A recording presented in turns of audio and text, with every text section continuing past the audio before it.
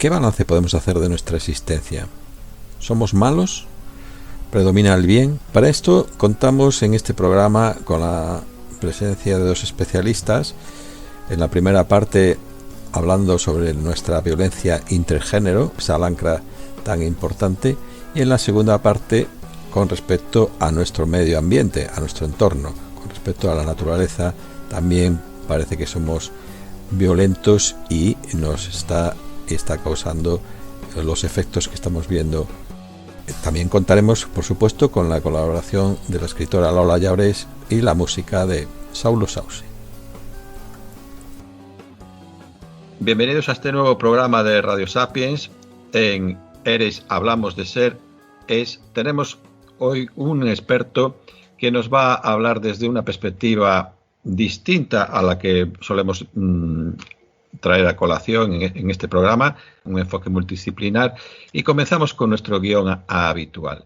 ¿Quién eres?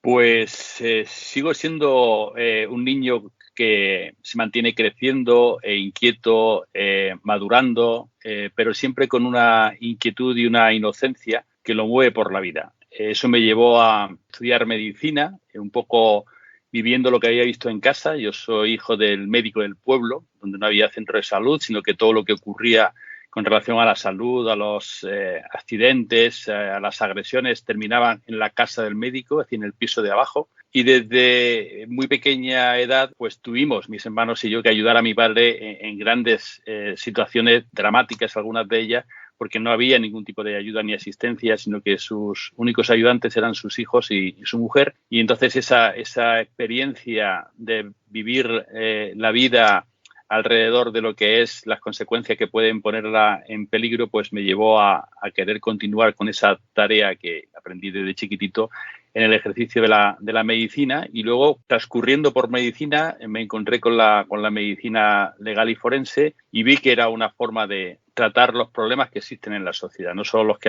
los problemas cuando afectan a las personas, sino que hay muchos elementos sociales que terminan afectando a las personas, como es la violencia, el suicidio, las agresiones, las violaciones. Todo eso nos está diciendo, pues, al igual que en una persona enferma, la fiebre, el dolor, la tos, dice que hay algo que no está bien. En una sociedad, el homicidio, la agresión, la violencia sexual, el suicidio, también nos está diciendo que esa sociedad no está bien, que hay que abordarla un poco también en términos preventivos, no solamente respondiendo ante eso. Y fue lo que me terminó por convencer para dirigirme no solo a personas, sino a la sociedad con el ámbito, digamos, clínico, pero con la idea de tratar las causas que dan lugar a los problemas, es decir, lo que ahora se denomina los determinantes sociales de la salud. Entonces, mantuve esa inquietud, hice las oposiciones de médico forense, durante más de 25 años he estado trabajando como médico forense en juzgados, realizando todas las tareas, las autopsias, los estudios psiquiátricos, todo lo que había que hacer, y finalmente era asociado de medicina legal y terminé ya como titular de medicina legal porque necesitaba ampliar ese conocimiento y la inquietud que me movía en la investigación y en la docencia para transmitir estos valores, no solo conocimiento, a las nuevas generaciones y que continúan trabajando sobre esas causas sociales que luego dan los problemas que abordamos. Y la siguiente pregunta, ¿cómo eres? ¿Cómo te definirías? Pues yo creo que es una persona normal,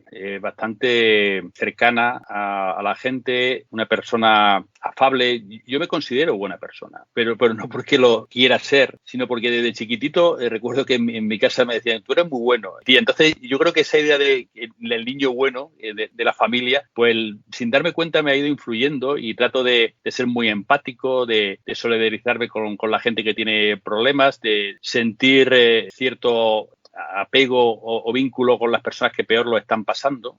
Me ocurre todavía, ¿no? Es decir, no soy una persona que evite el sufrimiento de otra o que trate de justificarlo por circunstancias. Entonces, ese elemento que no es bondad como, digamos, criterio único, pero sí me recuerda mucho cuando a veces me veo yo a mí mismo en alguna situación o cuando reflexiono con esas referencias de pequeñito, ¿no? De que era bueno, de que tienes que ser bueno, que mira lo que ha hecho tu amigo fulanito, tu primo tal, tú en cambio eres muy bueno, ¿no? Esa idea de bondad empática hacia los problemas para intentar contribuir a resolverlos es lo que un poco creo que define mi carácter, mi actitud, pero desde una humildad y una normalidad que creo que es lo importante porque es lo que te hace estar cerca de esos problemas y de esas personas. Y ya entrando en un terreno más filosófico, el ser, ¿qué significa ser? Pues sobre todo yo creo que debe significar coherencia y consecuencia, ¿no? Es decir, no solo estar, ¿no? El estar nos viene dado por las circunstancias que no dependen de nosotros o de nosotras exclusivamente, ¿no?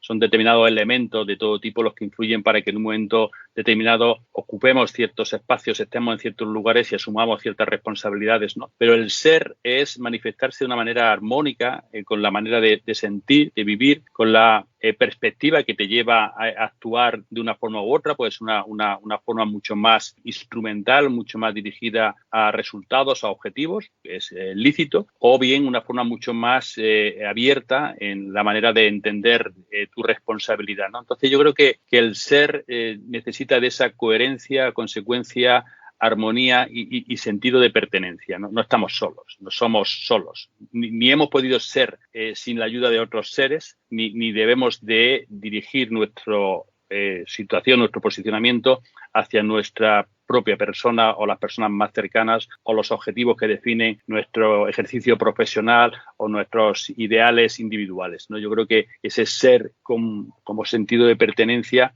también es muy importante.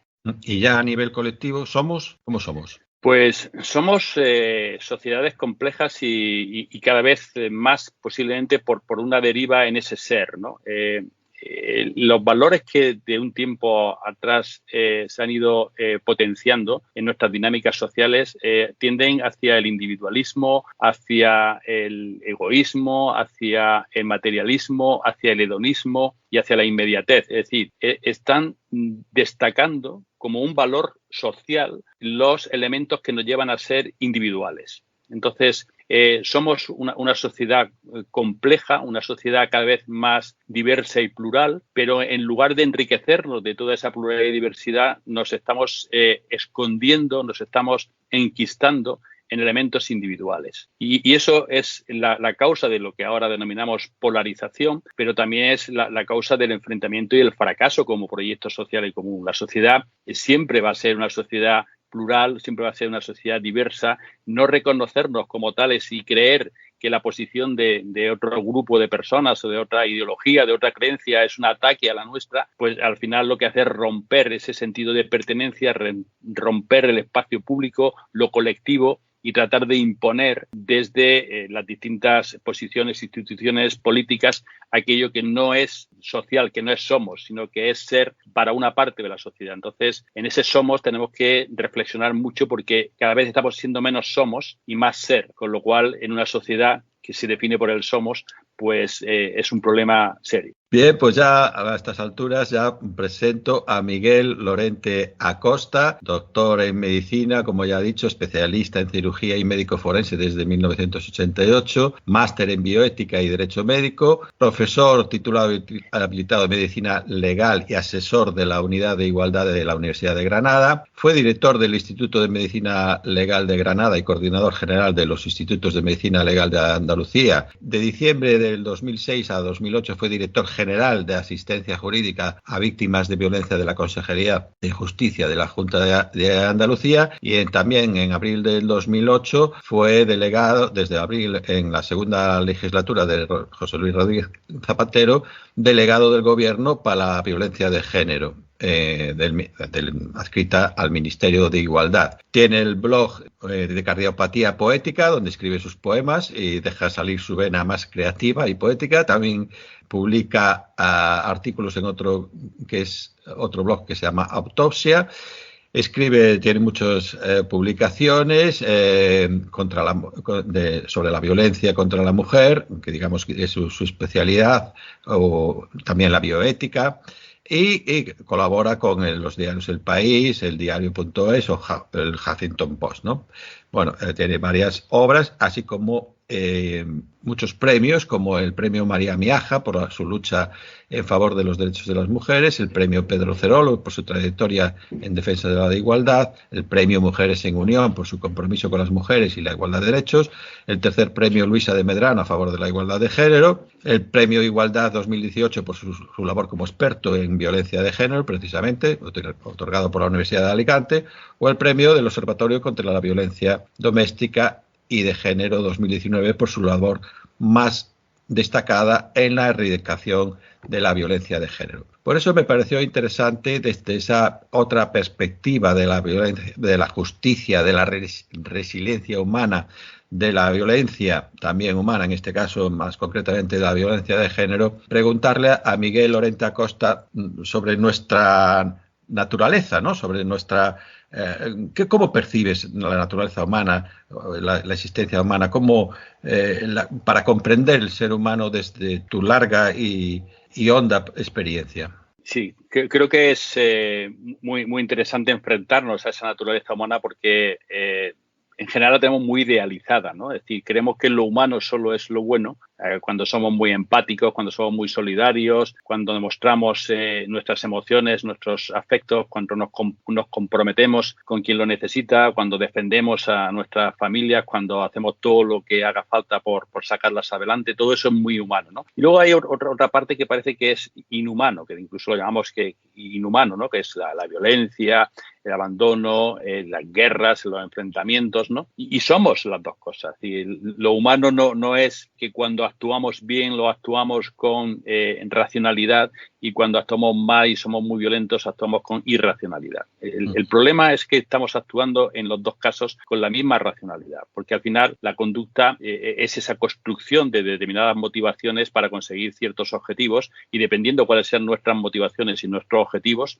evidentemente influidos por todo el contexto sociocultural, por toda nuestra experiencia, por todos nuestros traumas, ¿no? Es decir, no somos seres al aire como si fuéramos burbujas, sino que nos vamos haciendo en ese contexto social, familiar, relacional, cultural, que nos va marcando pautas, pero siempre vamos eligiendo. Es decir, lo que tenemos que entender cuando nos enfrentamos a la naturaleza humana es nuestra capacidad de racionalizar los elementos que nos envuelven y de posicionarnos ante ellos.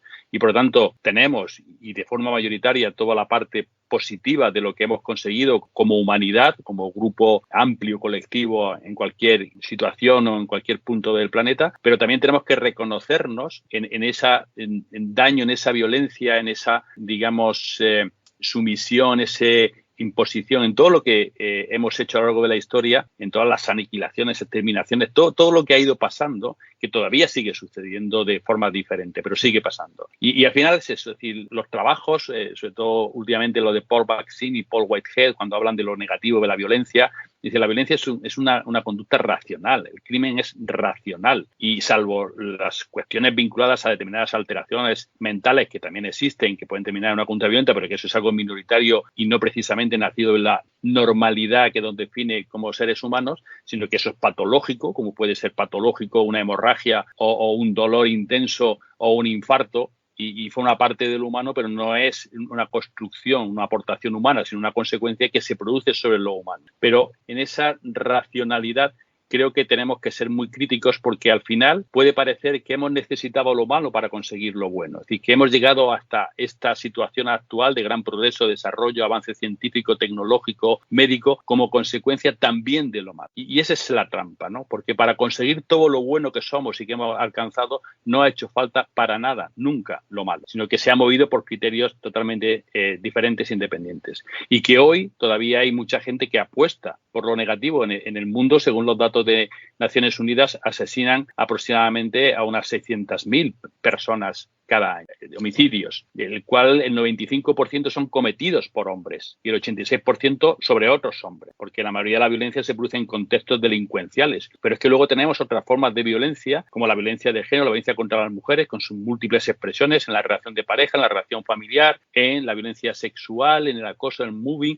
Todo ese tipo de elementos que se dirigen específicamente contra las mujeres también es una construcción de nuestra cultura definida por esos criterios androcéntricos. Por lo tanto, si reflexionamos y tomamos conciencia de cómo se construye lo negativo, lo malo, la violencia, la parte más crítica, podremos encontrar elementos y razones para erradicarlo, para acabar con ello. Pero si lo dejamos como algo aparte, como algo de determinados hombres o bajo ciertas circunstancias, al final siempre van a ir adaptándose a los nuevos tiempos para continuar con ese ejercicio de poder que se lleva a cabo a través de la violencia. No hemos obtenido nada esencial como seres humanos a partir de lo negativo. Y por lo tanto, nada de lo que nos ha aportado esa riqueza, ese poder sobre otros pueblos, sobre otras personas, era un elemento esencial, estructural para seguir creciendo. Entonces, esa es la parte que tenemos que racionalizar. No lo hubiéramos hecho del mismo modo, ni quizás en el mismo tiempo, pero que seguro, mejor, sin lugar a dudas. Claro. Sí. Muy interesante. Incidiendo tu experiencia, tus conocimientos sobre médico y en concreto sobre médico forense, me gustaría, aprovecharía para, ¿ves alguna conexión entre lo físico y lo metafísico, la identidad de la persona relacionada con el cuerpo, con su estado físico? Pero tú que has manejado y has estudiado y tienes esta experiencia, ¿qué nos puedes decir sobre esa conexión o no entre lo físico, entre la identidad de la persona con lo físico, con lo metafísico? ¿Qué idea tienes al respecto? Sí, no, creo que realmente no solo somos cuerpo, no solo somos mente, no solo somos espíritu, sino que realmente nuestro día a día está configurado por esa, digamos, dimensión múltiple que se aúna en las personas, ¿no? Para entender el sentido de lo que es ser y el sentido de la vida. No un sentido material, sentido de recorrer un trayecto para alcanzar unos determinados objetivos y unos logros desde el punto de vista social, familiar, sino la propia manera de ser, la propia vida, es una continuidad, no hay diferencia. Entre las personas vamos dejando, es decir, si algún día se creó la vida continúa entre las múltiples personas y los múltiples seres vivos, con independencia de que haya personas que mueran, ¿no? Es como el día son 24 horas, no es una sucesión de luz y oscuridad. El día es la luz y la oscuridad. No hay noche y día, digamos, astronómicamente. Son situaciones que surgen conforme los planetas se mueven, pero el concepto de tiempo no se mueve por la luz o la oscuridad, igual que la vida no se mueve por el vivir y el morir. Entonces, al final, cada persona es como la célula de un cuerpo, por utilizar la terminología médica y el ejemplo que estamos abordando, necesaria para que todo ese cuerpo pueda continuar con su normalidad. Es verdad que son células que pueden morir, que son prescindibles, que no es una célula que dependa la vida de esa persona de ella, pero tampoco hay una sola célula ni en el corazón ni en el cerebro de la que dependa la vida. Habrá zonas en el cuerpo, los centros vitales que llamamos, donde esas células, múltiples células, miles de células, pues necesitan estar la inmensa mayoría vivas para que funcione adecuadamente. Pero todas las células forman parte de esa unidad corporal y, por lo tanto, cuando hablamos a la persona desde esa triple o múltiple dimensión, la más terrenal, el cuerpo, la más, digamos, trascendental en cuanto al espíritu o la más reflexiva en cuanto a lo que es lo psicológico, lo mental, desde lo metafísico hasta lo abstracto en la imaginación o en todo lo relacionado con los sueños y tal, pero al final la persona es esa misma, ¿no? Y cuando eres forense y te encuentras con el cuerpo, ¿no? Cuando tú te encierras en una habitación y estás tú solo, ahora ya las situaciones más, digamos, científicas, ¿no? Ya son salas de autopsia que parecen quirófanos y donde suele haber varias personas realizando una autopsia. Pero cuando yo empecé, eras tú solo en el cementerio de un pueblo, en una sala que había en cada cementerio, que era la sala de autopsia, una losa de mármol y tú solo con el cuerpo, ¿no? Para averiguar las circunstancias de esa muerte, no solo la causa, ¿no? Y también te enfrentas a ese ser o a esa duda sobre lo que somos o esa cuestión sobre lo que somos cuando es el cuerpo sin vida y a veces con una vida que ha sido arrebatada por sí mismo en un suicidio o con una vida que ha sido arrebatada por otra persona en un homicidio, ¿no? Y te preguntas sobre todas estas cuestiones. Pero al final lo que te aporta es esa necesidad de entender que somos algo más que lo inmediato, ¿no? Lo inmediato y esa pequeña, digamos, centésima de tiempo que supone nuestra vida respecto a la vida, que es un proceso que comenzó miles de años atrás y que continuará durante mucho tiempo, aunque no sé si con los humanos por el planeta, pero continuará de alguna forma. Quisiera incidir precisamente en tu, voy a decir, especialidad, que ha sido y es la violencia de género, porque me parece, una lacra y un tema central, ya no solo por tu carrera, por tus conocimientos, por tus puestos y por tus premios. pero sobre todo porque yo creo que nos puedes dar una perspectiva. Tú que has estado en órganos de gobierno, en puestos de responsabilidad desde el 2006, bueno, y antes, por supuesto, si nos puedes dar una perspectiva de este problema, si ha evolucionado, si ha involucionado, y también me gustaría preguntarte sobre el tema de la resiliencia, porque si podemos, se puede o debemos mandar un mensaje de que se puede superar esa etapa, esa lacra, esos hechos nefastos que inciden tremendamente sobre la vida de una persona, en este caso sobre las mujeres, ¿no? ¿Qué nos puedes contar a ese respecto, Miguel?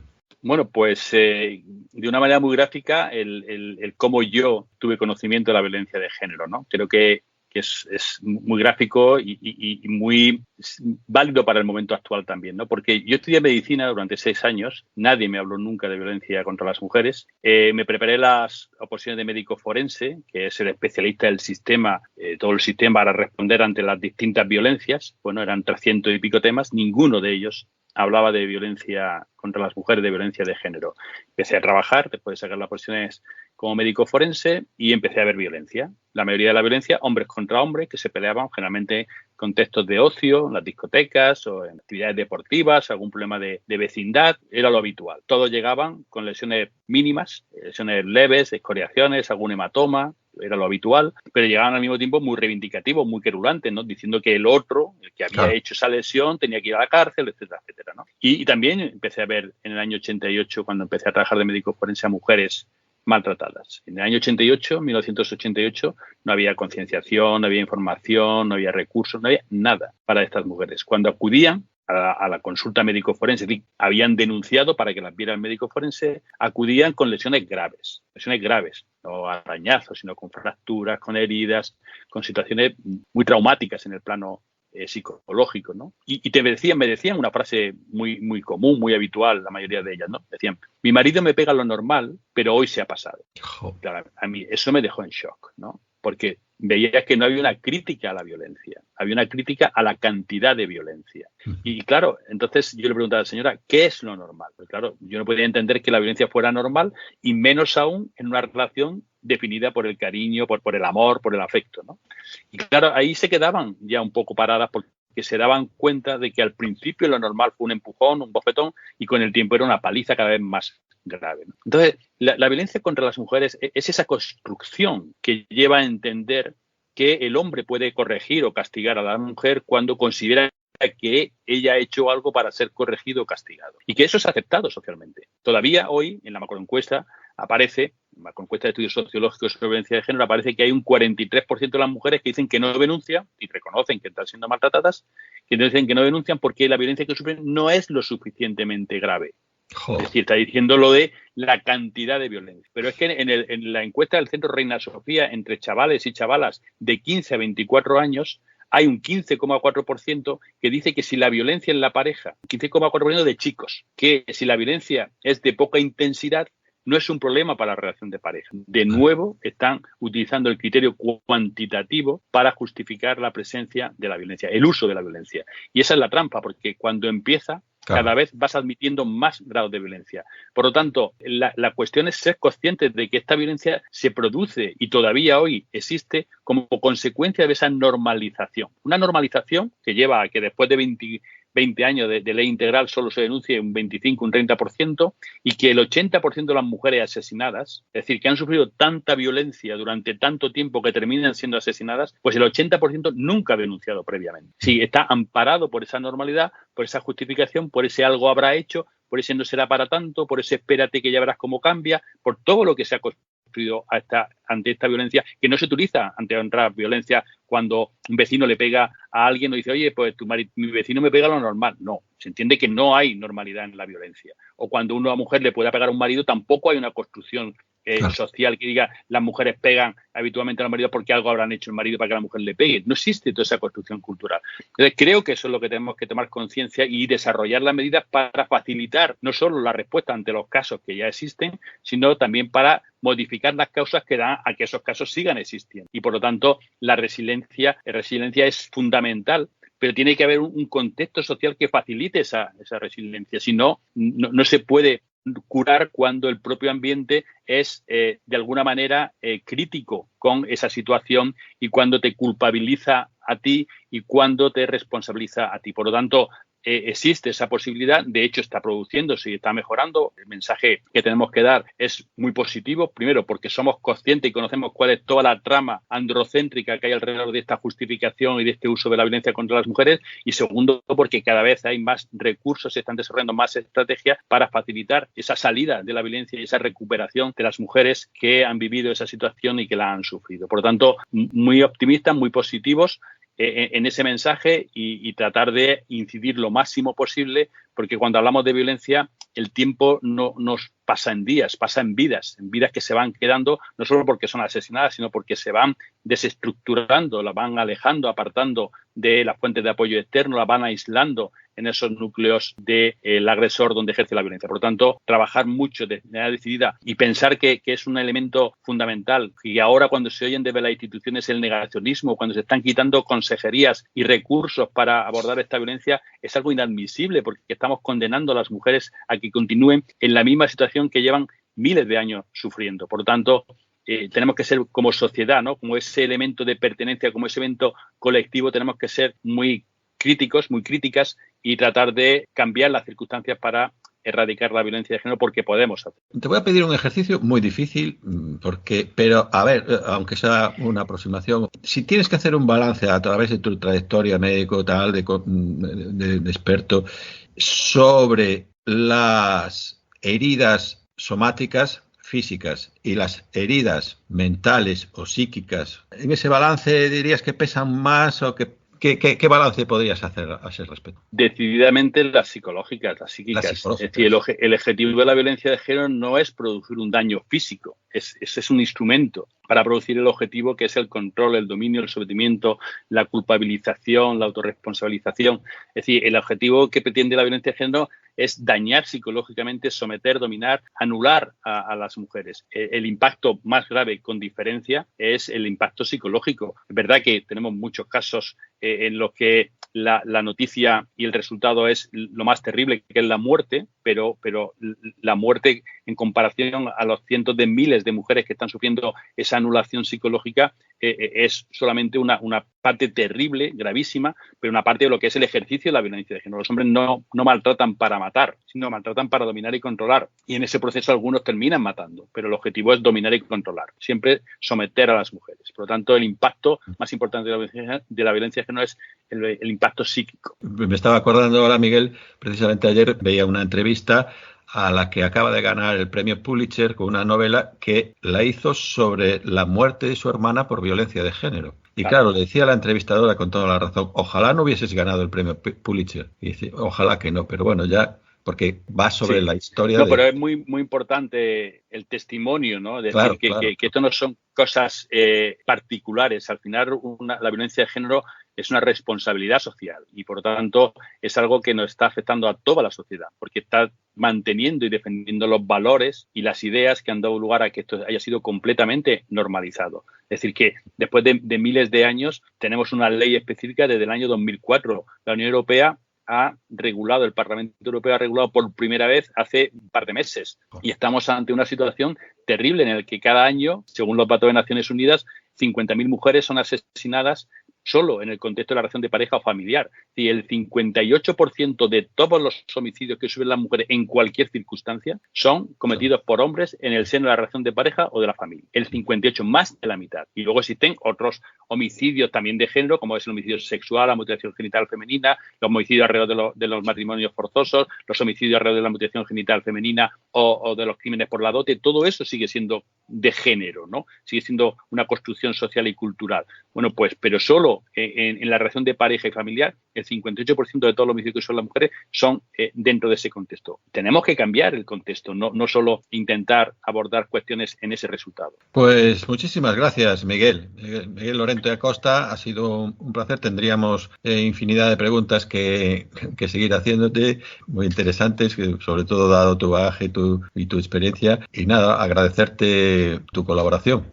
Pues nada, al contrario, muchísimas gracias por invitarme y feliz de ver que también hablamos de otras cuestiones no tan del día a día, tan de usar y tirar, y que tenemos que pararnos un poco a reflexionar y a tomar perspectiva y a alcanzar dimensión amplia sobre lo que es la realidad, porque es ahí donde nos desenvolvemos, no solo en lo inmediato. Eso es lo que pretendemos, Miguel.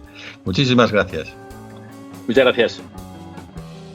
Bien, pues empezamos la parte correspondiente a la cultura sobre el ser y la asistencia con Irene Gómez Olano, que es graduada en Filosofía de la Universidad Autónoma de Madrid, estudiante del Máster en Crítica y Argumentación Filosófica, redactora en Filosofía y &Co, y en su ensayo Crisis Climática, publicada precisamente en la colección de la Caverna de Filosofía &Co, traza una ruta filosófica para la transición ecológica y social, una guía para reflexionar sobre lo irracional del paradigma económico en el que vivimos y la necesidad de organizarse para transformar un sistema socioeconómico que a día de hoy parece insostenible, ¿no? Muchas gracias, Irene, por tu colaboración. Muchas gracias a vosotros por la invitación. ¿De qué ruta nos vas a informar, si eres tan amable, sobre esa transición ecológica y social que tratas en tu ensayo recién publicado, Crisis Climática? Bueno, en el ensayo intento trazar una ruta filosófica desde las primeras preocupaciones en torno a la naturaleza, aquello que en filosofía se conoce como physis, hasta las preocupaciones actuales en torno a la crisis ecosocial, de las cuales se preocupa la filosofía, pero también se preocupan la economía y otras disciplinas. Entonces yo intento dar cuenta de una hoja de ruta que hacemos hoy o que se hace hoy desde el pensamiento, que necesariamente tiene que transicionar por diferentes disciplinas. Bueno, tendremos tiempo de hablar de lo de la crisis climática, pero también en tu filosofía, o como filósofa que eres, hablas de varios términos o de varios conceptos que también interesan destacar, como por ejemplo lo de la filosofía como asalto, ¿no? Es decir, que sugieres que debemos de tomar la filosofía por asalto. ¿Nos puedes explicar un poquito esto de tomar la filosofía por asalto? Cosa que comparto, pero para que nos entendamos a qué te refieres con esta toma de la filosofía.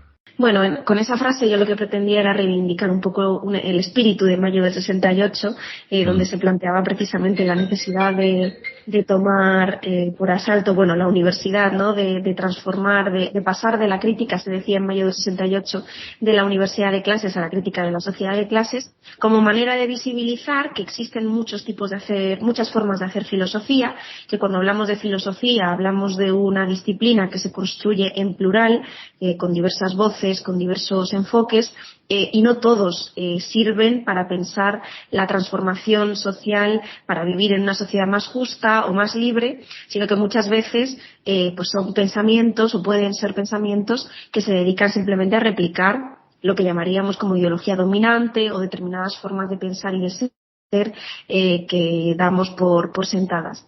Ahí lo que yo pretendía plantear con esa expresión de tomar la filosofía por asalto es que es necesario hacer filosofía sabiendo que siempre se hace desde una ubicación concreta, con unos objetivos concretos que para mí son dar cuenta de las grandes problemáticas que hay en el presente y tratar, pues por lo menos, si no ofrecer soluciones, sí ofrecer un análisis y hojas de ruta para pensar alternativas al mundo que vivimos hoy, que como trato de esbozar en el ensayo, pues es profundamente problemático, tiene crisis que nos atraviesan como la crisis ecosocial, es muy desigual y bueno, es un poco lo que yo pretendía plantear con esa expresión de tomar la filosofía por asalto. También hablas del mito de la inutilidad de la filosofía. Existe el mito de que la filosofía es inútil, ¿no? Entonces, ¿cómo conjugamos esta necesidad o esta utilidad que estabas comentando ahora mismo con esta otra de la inutilidad de la filosofía, ¿no? De hecho, también te quería preguntar, una doble pregunta, o a raíz, o conectando las dos, porque ¿qué opinas sobre la eliminación precisamente de la filosofía de los planes de estudios, ¿no? Es decir, que por un lado estamos diciendo a tomar la filosofía como asalto, pero por otro lado la sociedad está arrinconando más este ámbito del conocimiento, del saber, ¿no? Claro, yo creo que existen diferentes mitos, o yo trato de expresarlo así, mitos o leyendas, no sabría decir, dentro del ámbito de la filosofía, que consisten en plantear, por un lado, que ella misma se sobra y se basta, y que es un conocimiento profundamente útil y profundamente necesario para la sociedad, y debemos poner a gobernar a los filósofos, ¿no?, que sería uno de los primeros enfoques. Yo trato de plantear que esto no es así, que la filosofía necesita del resto de disciplinas y del resto de la sociedad para hablar sobre los problemas que nos atraviesan, por un lado, pero por otro creo que plantear que la filosofía tiene que ser un saber de lo inútil o de lo muerto, que tiene que ser como una lengua muerta, ¿no?, que tiene que ser un conocimiento de algo que ya no tiene ninguna actualidad, también es peligroso, porque consiste, para mí, plantear la filosofía en esos términos, en condenarla a una irrelevancia con la cual no puede ser una herramienta de análisis del presente. Entonces yo creo que no es ni una cosa ni la otra, que ambos extremos son dos vicios que no tienen ningún sentido, y que más bien lo que tenemos que plantear es que la filosofía necesita del resto de disciplinas y necesita saberse comprometida con lo real, pero que no se basta a sí misma y que no puede dar respuestas definitivas. Sobre la eliminación de la filosofía en los planes de estudio es una gran pregunta. Yo creo que lo que nos hace falta es más filosofía y no menos en los planes de estudio, pero tal vez los enfoques educativos, que no son solo en el ámbito de la filosofía, sino que son en general en toda la educación primaria, secundaria, en la universitaria, basados en la memorización, entender en concreto a la filosofía como un saber histórico de lo que se dijo, independientemente de para lo que pueda servirnos hoy, también es peligroso. Entonces creo que hay que salvar de alguna manera la filosofía, pero no la filosofía que se hace tal cual, acríticamente, sino que tenemos que plantear un programa crítico de qué filosofía queremos y necesitamos también en la educación. Entonces, más filosofía, pero esa filosofía tomada por asalto, como yo intento plantear, ¿no?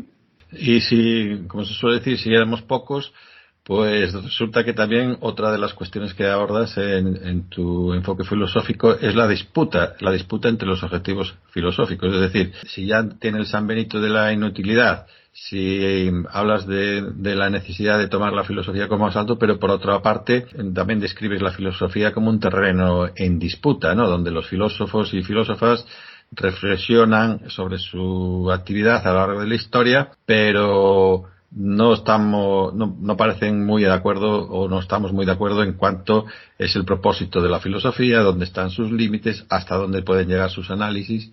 Ahí hablas de una disputa, ¿no? Uh-huh.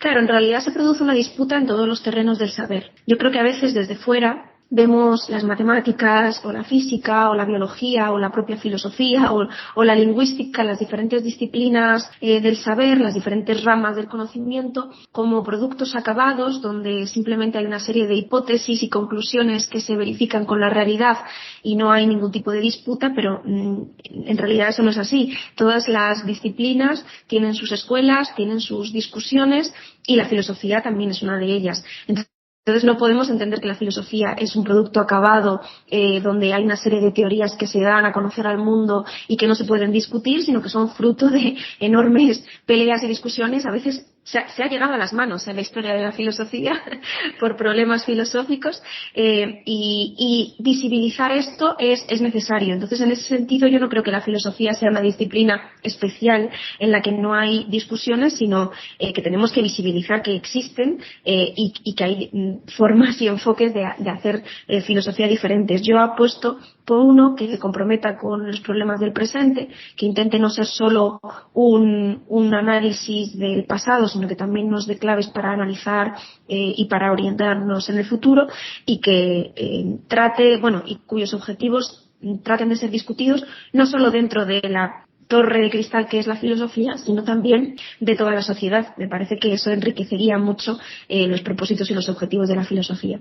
Sí, yo estoy también de acuerdo con la practicidad y que puede ser, y precisamente aplicar a las situaciones o problemas, como dices tú, actuales. De hecho, ¿qué te ha llevado a explorar y profundizar y conectar el mundo de la filosofía con el de la crisis climática? Bueno, es un buen ejemplo, ¿no?, de lo que acabas de decir, para resolver la filosofía, para resolver problemas actuales, ¿no? Sí, yo creo que algo que trato de hacer ver en el ensayo es que la relación entre los problemas ambientales y la filosofía no la he inaugurado yo. Hay toda una serie de tradiciones que se han encargado de este problema, desde los filósofos antiguos que planteaban ya los problemas de la física y de la naturaleza como problemas filosóficos, hasta el conocimiento, el pensamiento de los siglos XVIII y XIX, que empieza a poner más en el centro el hecho de que hay problemas ambientales, de que hay una devastación de los ecosistemas, de los bosques, ¿no? Empiezan a plantear los filósofos ambientalistas de Norteamérica del siglo XIX, pero después también el ecosocialismo, el pensamiento marxista, empiezan a poner sobre la mesa una serie de problemáticas que tienen que ver con el agotamiento de los recursos, con el uso indiscriminado del medio natural como repositorio infinito de desperdicios, y bueno, eso se empieza a poner en el centro. Entonces yo intentaba trazar una serie de rutas para que quien quiera leer el ensayo pues pueda tener por lo menos un lugar por el que empezar. Yo lo concibo así, como un punto, como los primeros pasos que alguien tendría que dar, ¿no? O que alguien podría dar para orientarse en el mundo de la filosofía en relación con la crisis ambiental, y dejo muchas puertas abiertas. Mi intención era que el lector atraviese esas puertas por sí mismo, vaya a los autores que hablan de estos temas y también llegue a conclusiones que le permitan pues pensar y analizar la crisis ambiental desde una perspectiva más profunda que simplemente a lo mejor la que tenemos habitualmente de es necesario reciclar y usar pajitas de cartón, ¿no? Que me parece que está muy bien, pero creo que tenemos que profundizar más en ese planteamiento. Sí, me estaba acordando precisamente de la obra de Emanuele Coccia, filósofo también italiano, que ha publicado Metamorfosis. Y lo mismo que nos hemos aislado en las ciudades, una especie de búnkers en contra esa relación, dando la espalda a la naturaleza que observamos desde prácticamente, no sé si cifrarlo más atrás, pero por lo menos la revolución industrial. Y lo mismo que un ejemplo en las ciudades, otro ejemplo es la palabra forest, de bosque. Forest es lo de fuera, ¿no? Considerar la naturaleza como lo de fuera, y entonces en esa exclusión, quizá en esa, que podemos hablar también de el antropocentrismo, ¿no? Esta consideración nuestra como la cúspide de la evolución, y quizá todo esto viene a incidir en esta mala relación y en estas malas consecuencias que está teniendo nuestra mala relación con la naturaleza. Sí, por lo que tú planteabas de darle la espalda a la naturaleza, claro, nosotros por un lado le damos la espalda a la naturaleza en el terreno del análisis, pero en el terreno económico y de la producción y reproducción de la vida, en realidad abusamos de ella. No es que le demos la espalda, es que abusamos profundamente de todo lo que relegamos a la esfera de lo natural frente a lo cultural, que es lo que construimos nosotros, ¿no? Lo que yo trato también hacer ver en el ensayo es que la economía neoclásica, de la que todavía bebemos hoy, considera como externalidades, como cosas que no tienen que ver con su circuito cerrado de producción de capital, a la fuente de toda riqueza, ¿no? Como planteaba Marx, que no es otra que la tierra y el trabajador. La tierra y el trabajador están fuera del pensamiento neoclásico y, sin embargo, son en lo que se basa realmente toda producción que tenemos hoy. Entonces, yo creo que el primer paso para cambiar las cosas es también visibilizar que el medio natural, que los ecosistemas, que los trabajadores son parte del proceso productivo y los utiliza este sistema productivo de manera absolutamente extractiva y violenta, podríamos decir. Bueno, cuando me refería a lo de las espaldas a la naturaleza, precisamente también ahí estaba incluida esta relación que se marcó incluso con la Ilustración, porque ahí tenemos a Francis Bacon, el padre del método científico, hablando de que la naturaleza hay que dominarla, incluso que hay que esclavizarla, hay que explotarla, y parece ser que es lo que ha dominado hasta ahora, y así nos va, ¿no? El tema, ¿cómo ves todos estos acontecimientos que están ocurriendo? Bueno, empezando por el negacionismo, que del negacionismo del cambio climático, que cada vez está teniendo ya menos espacio o argumentos para negar el cambio climático. O, por ejemplo, hechos como que las compañías petroleras sabían desde 1970, como se está demostrando, que ya, como lo que apuntaba al cambio climático, elevando sus plataformas petrolíferas, por ejemplo, para la subida del mar, ya con una previsión, es decir, los propios que están provocando mayormente el cambio climático con las emisiones de CO2 por los combustibles fósiles, pues ya precisamente son los primeros que se pertrechan ante ese cambio climático, y hay ciudades como Nueva York que ahora se plantean meterles en un juicio y reclamarles los daños, ¿no? El huracán Sandy provocó 5.400 millones de dólares de daños en la ciudad de Nueva York, ¿no? Con esas subidas. Y estos días estamos viendo lo de Brasil, ¿no? De lo de Porto Alegre, que van a tener que cambiarle el nombre, ¿no? Haciendo un chiste macabro, pero van a tener que cambiarle a Porto Triste, porque ha arrasado completamente toda una extensión que podemos calificar como media España, ¿no? Y bueno, y podríamos continuar, Shanghái, Osaka, en fin, hace poco aquí en Europa también, no hace mucho en el Benelux, ¿no? Ahí hablamos del primer mundo y fueron 300 y pico muertos por las inundaciones. En fin, esto como la filosofía puede parar todo esto, este tsunami, nunca mejor dicho. La filosofía yo creo que puede dar alguna herramienta de cómo funciona precisamente esa ideología de la dominación de la que tú hablabas antes, ese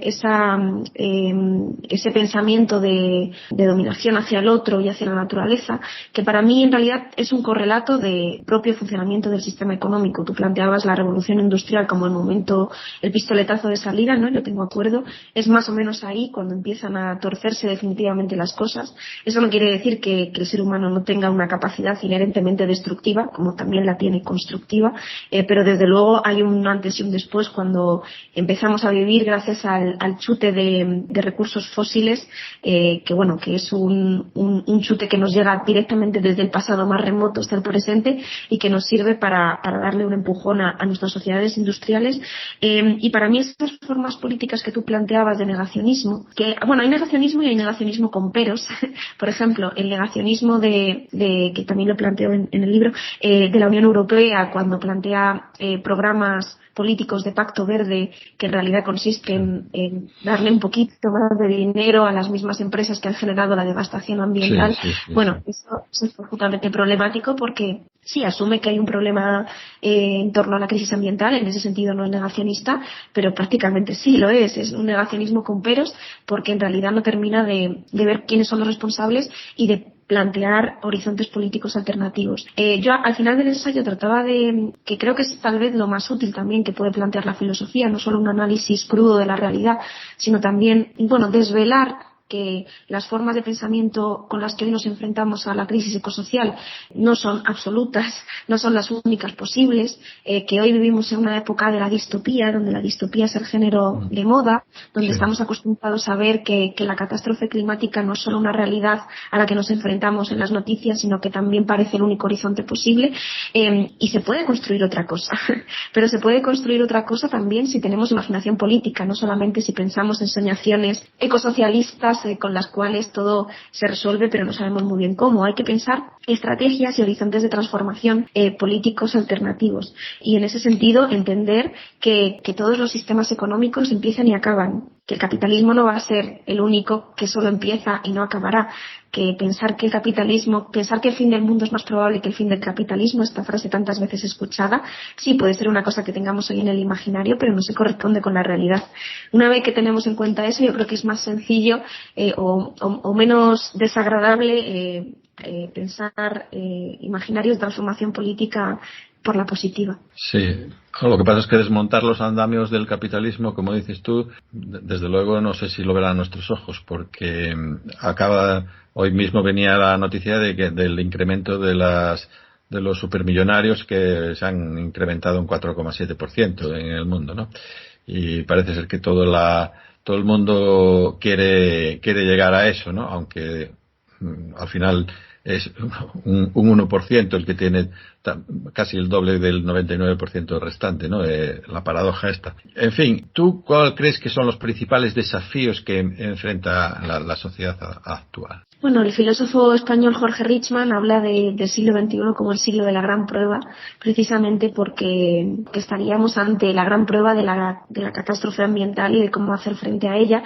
Entonces, evidentemente, ese va a ser un reto que nos propongamos, pero una cosa que yo intento plantear también en el ensayo es que el propósito del pensamiento ecologista nunca fue solamente luchar por sobrevivir, porque la especie humana sobrevivirá a cualquier costa, sí, a cualquier costo, sino que el problema de vivir bien, de seguir intentando transformar radicalmente la sociedad para que no haya desigualdad, pobreza, etcétera, para conquistar una felicidad colectiva, sigue siendo un problema. Entonces yo creo que sí, que es difícil ver, como tú planteabas, cómo termina esto, cuando vemos que los súper ricos cada vez son más ricos, que Elon Musk decide irse al espacio con el dinero que extrae a sus trabajadores y con la devastación ambiental que crea. Pero si miramos a la historia, no ha habido ni una sola catástrofe que se haya enfrentado sin lucha. Y aquí de nuevo me viene a la mente mayo del 68, pero me vienen también a la mente los campamentos que hay en 300 universidades del mundo, donde la juventud protesta contra un genocidio, y me viene también a la mente la juventud que salía en 2019 a pelear contra la catástrofe ambiental y el movimiento feminista y demás, ¿no? Yo creo que no hay una sola catástrofe que se enfrente sin lucha, y que lo que tenemos es que pensar en recomponer las fuerzas para dar esa pelea, para no perecer sin luchar. Entonces, para mí, el reto no es solamente terminar con la crisis ambiental, sino la victoria en el siglo XXI va a ser una tarea estratégica, y en ese sentido nosotros lo que tenemos es que ponernos las pilas y empezar a pensar cómo vamos a recomponer las fuerzas para hacer frente a todo lo que viene, que no es solo una catástrofe ambiental, que es también la desigualdad, que son las guerras, ¿no? Ahora vuelve a estar sobre la mente de Europa la posibilidad de ir a nuevas guerras. Hay ya una guerra en Europa. Entonces, bueno, yo creo que esos son los retos. No caer en la desesperanza es el reto, probablemente. ¿Eres optimista? Bueno, no, nunca he sido optimista, pero tampoco soy pesimista. Creo que lo más realista es mirar a la realidad a los ojos, y también a eso nos invita la filosofía, es decir, a darse cuenta de que la catástrofe ambiental es real y es grave y está avanzando a pasos agigantados, basta con ver los datos. Pero precisamente ese realismo también consiste, bueno, como decía también Mayo del 68, seamos realistas, pidamos lo imposible. Es que hoy ser realista es plantear que hay que terminar con los marcos de pensamiento y económicos en los que estamos, y ese es el único realismo posible. Entonces no sé si lo lograremos, pero creo que lo vamos a intentar, y creo que cada vez más gente se da cuenta de que lo tiene que intentar. Entonces yo creo que precisamente las escuelas filosóficas lo que trataron no siempre es de llegar a la felicidad entendida como la entendemos hoy, de, no sé, tener muchas cosas o vivir más o menos en paz sin que nadie te moleste, sino más bien al contrario, más bien enfrentarte a los retos que tiene la vida porque eres capaz de ser cada vez mejor y de ser cada vez más crítico y de ponerte a ti mismo retos, y eso te hace florecer. O sea, florecer es un proceso biológico que no es sencillo, que en realidad es traumático para cualquier ser que crece y florece, ¿no? Entonces yo me quedo con aquellas filosofías que no te lo ponen fácil, que se enfrentan a la complejidad de la vida y dan respuestas a la altura de las circunstancias que muchas veces son difíciles de asumir. Yo el enfoque tal vez a la que más adscribo, que lo planteo también en el libro, es al ecosocialismo, a los ecosocialismos, porque son pensamientos que precisamente combinan ese problema de tener que hacer frente a la crisis ambiental y a los problemas del presente con seguir peleando por mayores cuotas de justicia social. Entonces me quedaría por ahí, esa sería mi apuesta. También te quería plantear, que estaba intentando buscar el nombre de una física, bueno, es una eminencia en su campo, en física molecular, y es una de las pioneras del movimiento Rebelión Científica. Y ella cuenta algo que me dejó muy impresionado, porque dice que la invitaron a Estados Unidos los grandes inversores de bolsa, o sea, gente con mucho recurso económico, y cuenta que durante la conferencia pues veía que no le prestaban atención a lo que estaba diciendo. Además tiene un speech o como una conferencia donde te pone muy claramente todo esto del cambio climático. Bien, pues no le hacían ningún caso a su exposición, ella se daba cuenta, pero al finalizar la misma se le iban acercando, cada uno esperando su turno, un poco de consulta, y que lo que le preguntaban y lo que le estaban interesados eran que generalmente todos ya tenían hecho su búnker, pero no sabían, por ejemplo, cuál era lo que iba a tener valor, si el oro, si el dinero, si las acciones no tendrían valor, entonces qué iba a tener valor, si les podía informar al respecto. Y alguno pues le preguntaba cómo sus empleados, cómo podía seguir teniendo poder sobre sus empleados una vez que pasase todo el cambio climático y tal. Bueno, se quedó sorprendidísima porque digamos que lo de los principales negacionistas, vamos a ponerlo así, que están a lo suyo con la especulación económica, bursátil, etcétera, etcétera, resulta que como antes comenté de las petroleras, ¿no? Ya se están cubriendo sus espaldas al respecto, es decir, por un lado niegan, pero por otro lado se protegen en la medida de lo posible y ya poniendo sus dudas o sus perspectivas en el futuro distópico, pero que parece que ellos sí que lo tienen presente, de qué va a ocurrir el día después, ¿no?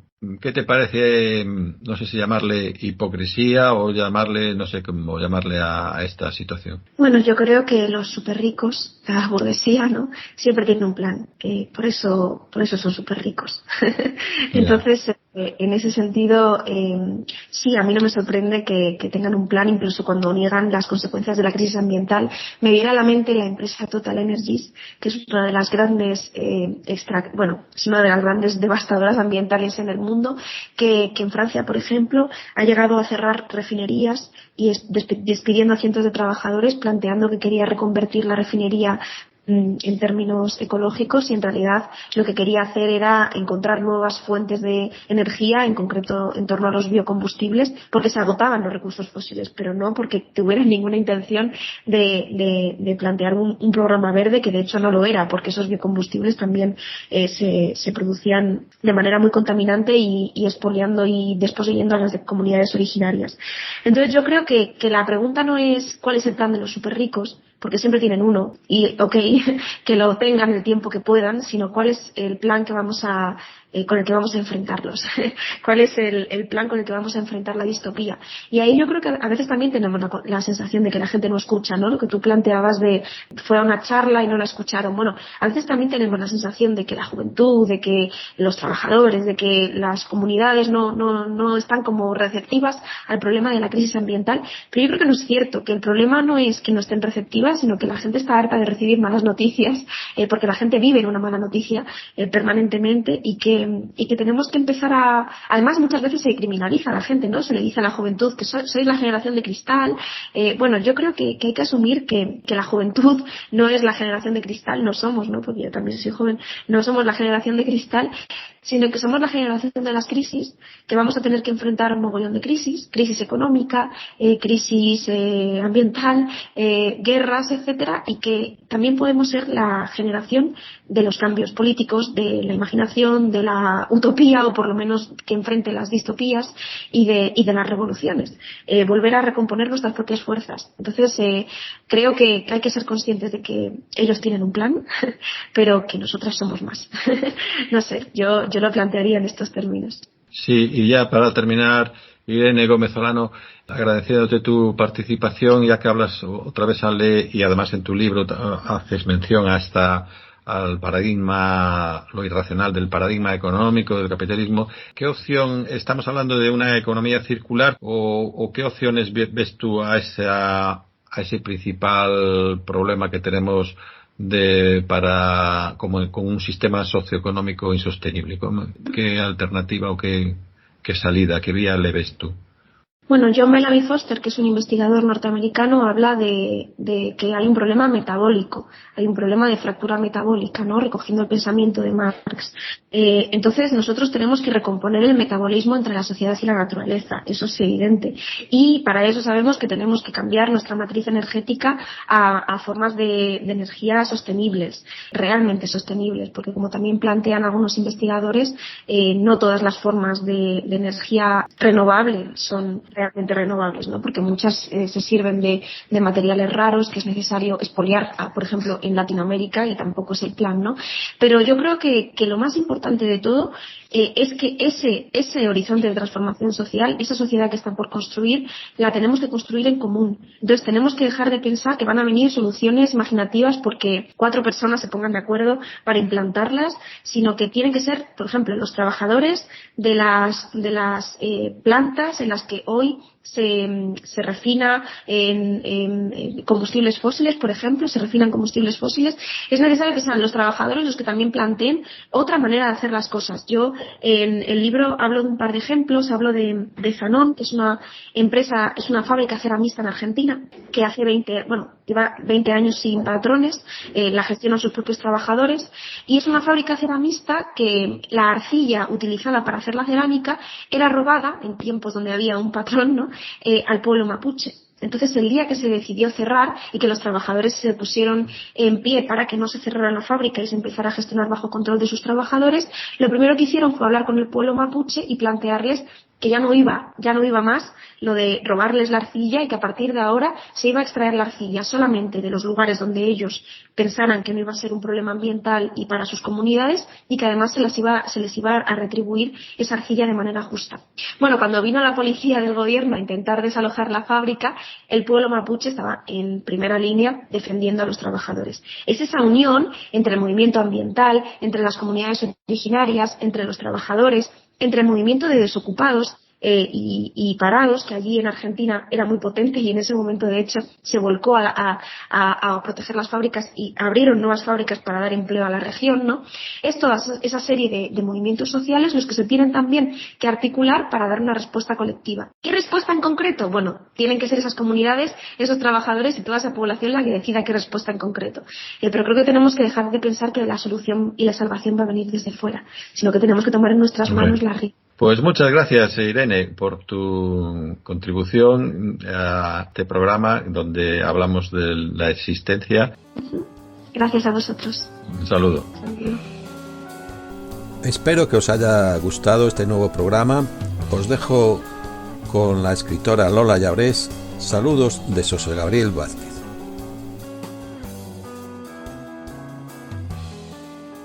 Encontrar la posición adecuada con respecto a la moral es tarea necesaria para sobrevivir en esta amalgama de tribus violentas que es la humanidad. La fortaleza de la vida se selecciona en todas las especies a base de fuerza bruta. La nuestra va evolucionando. Ahora en las cunetas ya no dejamos muertos. Son botes de cerveza, envases y plásticos varios los cadáveres, más incorruptos que el brazo de Santa Teresa. Sí, hemos evolucionado. Los muertos ya se ponen ellos solos en el mar. Nuestra mente y manos son limpias y los recogemos. Somos buenos. El malo es siempre el otro. El resto de muerto viviente que vemos en el contrario, el que se aferra a construir catedrales para glorificar sus crímenes. El hombre ciervo que berree más continuará procreando cervatillos con genes destructores, siguiendo lo que la carne le dicte. El hombre plástico envasará la tierra al vacío, aunque siempre seguirá siendo la culpa del otro. Verbalizar no nos salva de la persistencia del poder, que ya no tiene miedo a la palabra. De tan ajada y violada se va consumiendo como eslogan publicitario. Solo debemos sintonizar la emisora que más nos guste que nos dirija. El que quede sin clasificar, que llore sobre el cadáver de nuestro futuro.